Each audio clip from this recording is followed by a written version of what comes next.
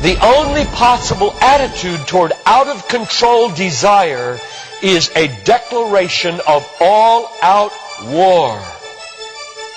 I hear so many Christians murmuring about their imperfections and their failures and their addictions and their shortcomings, and I see so little war. Murmur, murmur, murmur. Why am I this way? Make war! If you wonder how to make war, go to the manual. Don't just bellyache about your failures. Make war! He says, I'm continuing the quote, there is something about war that sharpens the senses. You hear a twig snap or rustling of the leaves and you are in attack mode. Someone coughs and you are ready to pull the trigger. Even after days of little or no sleep, war keeps us vigilant.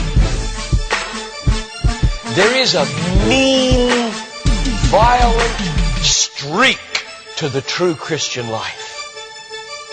But now let's very carefully ask, violence against whom? Or what?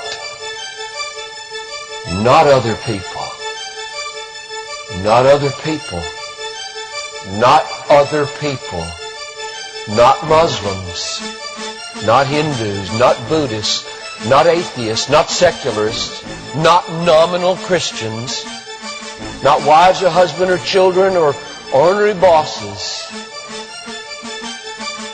But on every impulse in our soul to be violent to other people.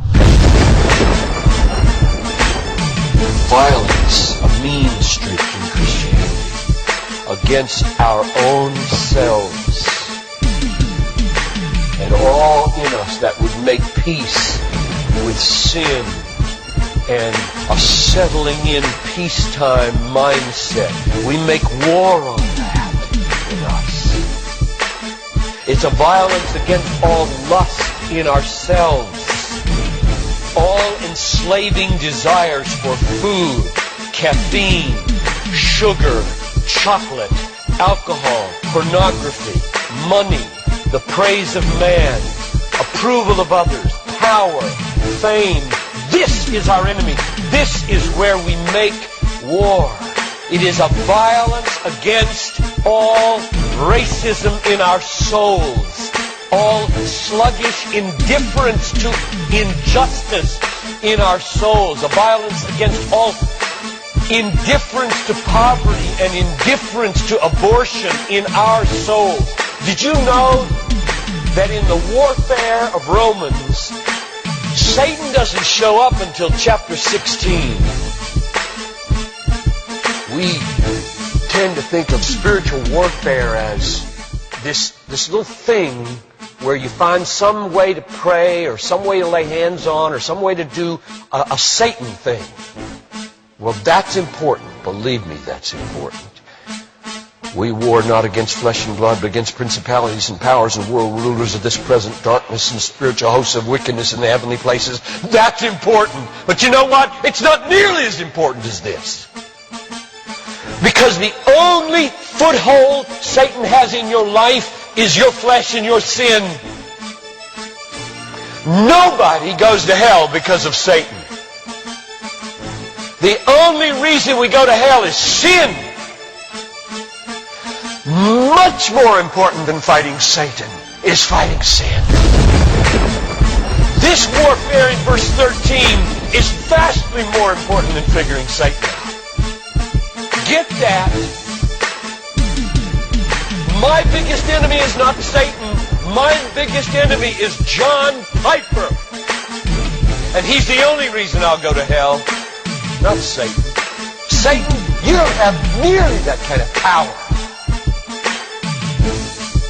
And therefore, I really care about us learning how to do this battle. Christianity is not a settle in, live at peace with the world the way it is religion. Like most Christians live their daily lives. Verse 13. If by the Spirit you kill. There's a mean streak in Christianity, and it's not against anybody else but ourselves. In fact, it's against the meanness of ourselves against other people. If you feel like you're a mean person against others, a harsh person, a critical person, you know your problem? You haven't learned to make war. You haven't learned to be mean. You haven't learned to get violent against your violence, against your meanness, against your critical spirit. And you complain of it, talk about it, but have you made war 24/7 against it?